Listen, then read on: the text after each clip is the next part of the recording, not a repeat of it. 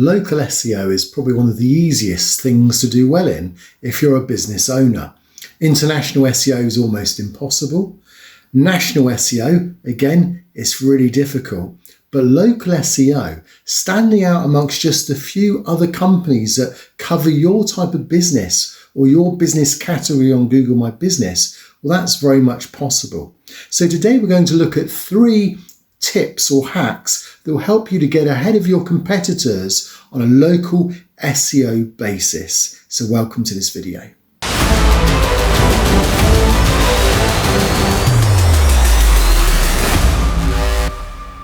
So I'm Zane from Zanet Design, and I'm a web designer that helps other businesses grow. So the idea is really to try and understand your pain, your problems, and then try and help you to build your business, as I've built mine too, so that you can learn from my mistakes, but at the same time learn from the things that I've benefited from in this venture over the past few years. And when it comes to local business and local SEO, you can get some great traction quite quickly when you do the right things. So what I'm going to look at today is how things have dramatically changed in the last few years. Now, about a 500% increase has taken place on a phrase that was never used in the past and now is used all the time. This might be down to voice searches. It may be just down to the fact that most people today use their mobile device. So what is that search term? Well, the search term is 2 words, near me. Or it could be 1 word, nearby. Or it could just be the town or the city. But those types of words are being used more than ever, 500% on the word near me in the last few years when it comes to Google search terms. So having that keyword near me in a natural way, well, that's going to be really useful, isn't it, in your business reviews and using it as a keyword in your business on-site or off-site. So we're going to see some tips as to how you can naturally get the word nearby, near me, or the city or the town so that it helps you to rank even greater on a local SEO basis. Also, there's been a recent 2020 survey that's now improved on the previous one, which was in 2018 by Moz, and Whitespark have put this together, and it interestingly shows that Google My Business and also when it comes to your reviews, they have a greater impact on your business than we first thought. So let's dive straight in and I'll show you that report too before we go on to those 3 tips. So before we talk about the hacks, let's just remind ourselves of how things have changed. And this has just been released this week from Moz and Whitespark, where they put together the survey as they've done on previous years. We probably are more familiar with the green one, the 2018 one, but now the very latest one, 2020. And what does it show? Well, particularly there's 2 things I just want to point out before we move on to the local business SEO hacks. First of all, notice how Google My Business has grown quite dramatically. So what you put, completing your Google My Business, making sure your knowledge panel is up to date, all those things are having an even greater impact than more than ever when it comes to being found as a local business through SEO, through the map pack and through search engine results. But notice also we've often thought that reviews were going down, but actually reviews have still gone up just slightly. So even though the review score, I think 4.6 is considered kind of a good average to aim for, even so reviews haven't gone down. Other things like on-page, links, behaviours and so on, these things are pretty much just pitted out just slightly. So the 2 things, reviews and Google My Business, and we're going to use that to help us to make sure that we have the right idea when it comes to local business SEO. Let's just take one more thing I wanted to point out, that when they looked into this to find out the factors involved in the Google My Business local pack, one of the major things that stood out was to do with the keywords. So keywords are mentioned here, keywords are mentioned in the landing page title, keywords are mentioned in the business title, which we've known is probably been a little bit oversensitive and spammers have misused. But notice here, apart from proximity of where the person's coming from, when they're searching for an area nearby or near you or near me, is probably the expression they use, then keywords also in the reviews can make a difference. And so in the 3 things we'll look at now, I'm going to show one of those is going to be about how you can put keywords in Google reviews. So let's head on to searching for the knowledge panel. So if I type into Google Zanet Design, my knowledge panel on the right hand side comes up, and the first thing I want to show you, the first hack, is really to do with FAQs. So where are the FAQs? You notice here, or questions and answers. So I've got 9 questions that have been asked. Now the nice thing is that you can use this, and absolutely fine. Google's happy for you to ask questions and also answer your own questions. So we've done this before on a video, but how can this be used then when it comes to helping us be found with prominence, distance, relevance, or a nearby search for local SEO? How can we use this?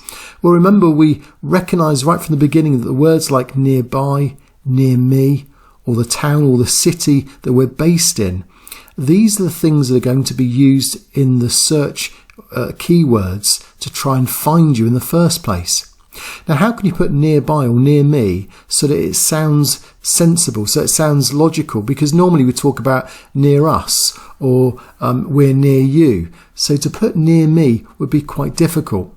Well, I've come up with a question and answer, and you may want to have something similar, but this would be the question that could then draw that type of answer out. So let me just paste this in.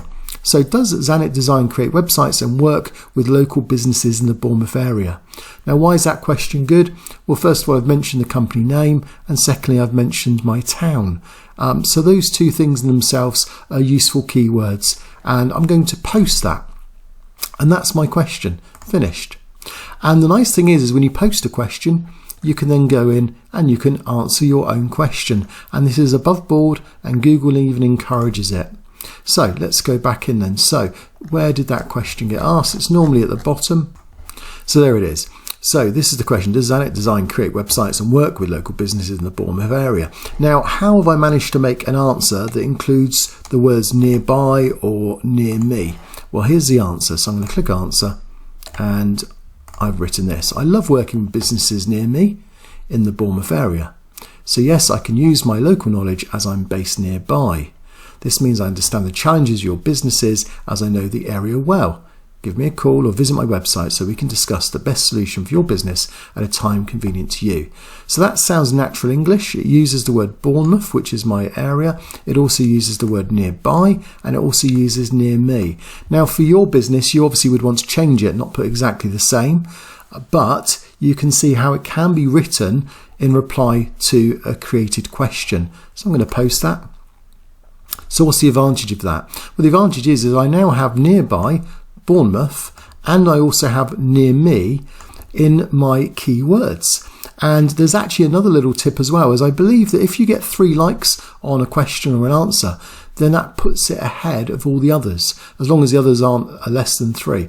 So again, if you just ask 1 or 2 people with Google accounts to just give this a like, then you can also get this to start to appear on the knowledge panel as the first one or the first question that's looked at. Now, I've not tried that, but that's a little tip that I believe works certainly with reviews. I'm not sure if it works with FAQs. I do believe it does as well. Maybe if you tried it, then put a comment down below in the video and I'll take a look at yours and see if it worked.